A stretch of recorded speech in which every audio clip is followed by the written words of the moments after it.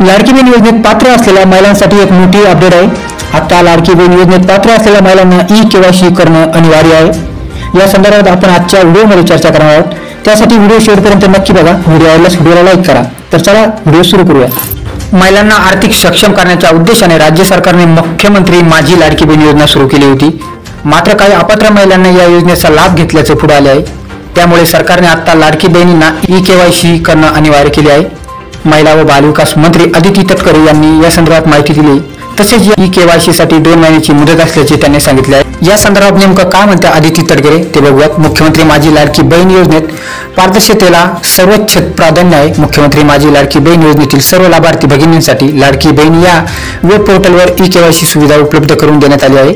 योजनेच्या सर्व लाभार्थी भगिनींना पुढील 2 महिन्याच्या आत ई-केवायसी प्रक्रिया पूर्ण करावी लागणार आहे, असं त्यांनी सांगितलं आहे। पुढे बोलताना ही प्रक्रिया अतिशय सहज, सोपी व सुलभ असून योजनेमध्ये पारदर्शकता कायम ठेवण्यासाठी पात्र लाभार्थ्यांना नियमित लाभ मिळण्यासाठी सर्वांनी ही प्रक्रिया पूर्ण करावी। ही प्रक्रिया आपल्या भविष्यातील इतर शासकीय योजनांचा लाभ मिळण्यासाठी उपयुक्त ठरणार आहे, असंही त्या म्हटले आहे। तर मग सर्वात महत्त्वाची गोष्ट म्हणजे कशी करायची ई-केवायसी प्रोसेस। तर ई-केवायसी ही ऑनलाईन पद्धतीने करायची आहे। यासाठी काही कागदपत्र, महत्त्वाची माहिती पुन्हा अपलोड करावी लागणार आहे। याची प्रक्रिया सुरू झाली आहे। तुम्ही लाडकी बहीण योजनेच्या पोर्टलवर जाऊन ई-केवायसी सुरू करू शकता। यामध्ये तुम्हाला तुमचे नाव, पत्ता, रेशन कार्ड, उत्पन्नाचा दाखला, आधार कार्ड अशी सर्व माहिती भरायची आहे।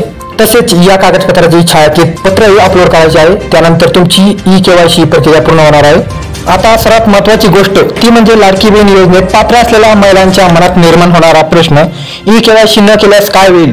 जर तुम्ही ई-केवायसी प्रक्रिया केली नाही तर तुम्हाला योजनेचा लाभ घेता येणार नाही। लाडकी बहीण योजनेत जर केवायसी केली नाही तर तुम्हाला 1500 रुपये मिळणार नाही। त्यामुळे लवकरच शक्य तितक्या लवकर ई-केवायसी प्रक्रिया पूर्ण करावी असं आवाहन सरकारचं आहे। या संदर्भात अधिक माहितीसाठी तुम्ही मला कमेंटमध्ये कळवू शकता। आणि असेच नवीन व्हिडिओ बघण्यासाठी आमच्या चॅनलला सबस्क्राईब करा। व्हिडिओ आवडल्यास व्हिडिओला लाईक करा। तर मग चला भेटूया नेक्स्ट व्हिडिओमध्ये असेच अपडेटिंग व्हिडिओ घेऊन। धन्यवाद।